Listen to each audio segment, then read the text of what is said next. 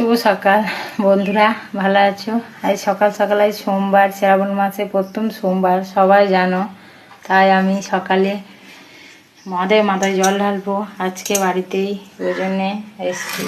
দেখো নিয়েছি, সাথে দুধ, ফুল নিয়েছি, আকন্দা ফুলের মালা গেঁথেছি, এই তো বাতাসা নিয়েছি, ফুল নিয়েছি, সবই নিয়েছি। এই যে মহাদেব, তাই দেখাইছি বন্ধুরা যে জল ঢালছে আজকে কেমন,